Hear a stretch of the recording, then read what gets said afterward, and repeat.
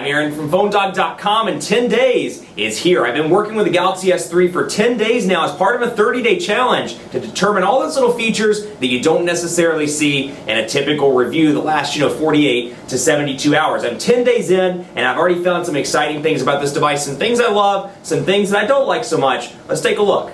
So day 10 with this device, and I'm trying a little bit of a different structure here in this particular video. I'm going to try shooting it kind of like I'm doing a review, just so you can get a more up close and personal look at the screen as I'm working with it, as opposed to you just looking at me while I'm talking. That's not nearly as exciting, right? Right, or at least that's what I like to think. So day 10 with this device, I'm 1/3 of the way through the challenge, and I absolutely love this device so far. There are a lot of things I like. There are a few things I'm struggling with, such as the earpiece volume. That's one issue that I'm having, and I don't know if it's just this device or if it's all of them. I don't have any other ones to work with right now, but on this one I'm noticing that when I dial stuff, I'm having to throw it on speaker occasionally because I'm having trouble hearing, particularly if it's like an automated voice prompt. The earpiece just seems a little bit low. Now, speakerphone, perfectly fine. Haven't had any issues whatsoever with speakerphone. It's been good out of the box, but the earpiece is just slightly low for me. And again, that might just be this device. When I get more, at some point, I'm sure when the US devices come out, I'll get more. We can take a look, with this one versus another one and see if it's just this particular unit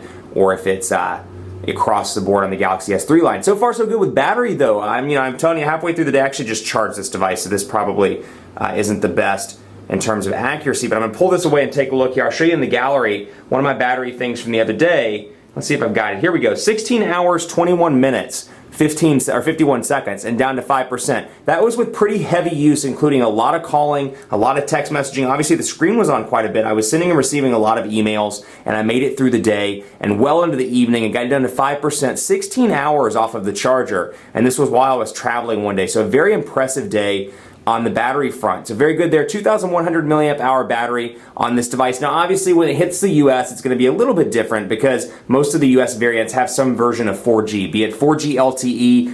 So if you're in a market with Verizon or AT&T or even Sprint when they roll it out and you have LTE, the battery life's obviously going to be a little bit less. That said, HSPA Plus provides decent speeds for me, and it'll also be interesting to see when the dual-core Snapdragon S4 version comes in. We'll take a look at the processor and compare it between the two. So far, so good with all that stuff. I want to show you some of the features as well that I showed in a previous video, because this is really what makes this device unique to me. Sure, it's a fast device. The quad-core Exynos processor runs really well on the international version, but what really makes it unique are the individual features. So we can come in here to security, for example, and I showed you some of these, but I really want to focus on it in this video since you can get a more up close and personal look. Shortcuts on the lock screen. I have the information ticker, I have camera quick access, clock, dual clock, weather, ripple effect, and more. So when I turn it back on, you can see my lock screen, and I have the news here. I have, and forgive me, it's not updating because I'm on airplane mode right now, so none of my friends or any of my family or anybody like that, anybody from work text messages me while it's on video.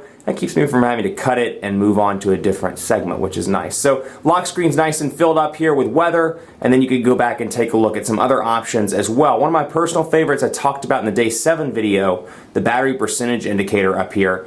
Been really impressed with that also. So we'll come down here and take a look. Actually come up here and take a look. It's around here somewhere. I don't know why I can't remember.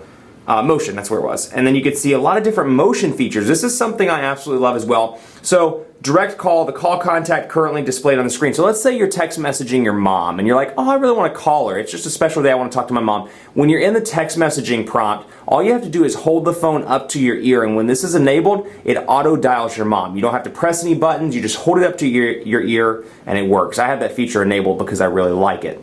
Smart alert, catch missed calls and messages. So this is a particularly cool feature. Let's say if you're like me, even with a notification light, you're a little obsessive about checking your device because you never know when those work emails are going to come in or there's deadlines, things like that.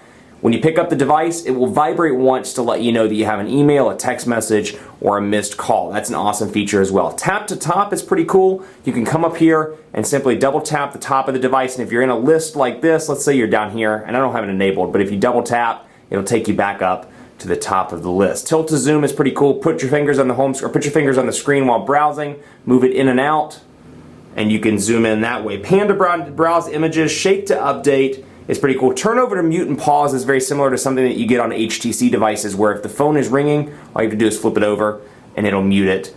And you can go from there. Palm swipe to capture is a pretty cool feature. So if I want to get a screenshot, for example, all I have to do is swipe and it saves the screenshot just like that, and then I can go in and take a look at my individual screenshot. Very quick and very easy. So a lot of cool features on this device, particularly more that I'm discovering after I'm getting into a couple of days of working with this device as my personal unit. Stay tuned for more coverage. This is just day 10 of the Samsung Galaxy S3 Challenge on PhoneDog.com. Keep it locked for continuing coverage. Follow us on Facebook, Facebook.com/PhoneDog. Hit me up on Twitter, PhoneDog_Aaron. Let me know if there's anything you'd like to see. There's a particular feature you're wondering about.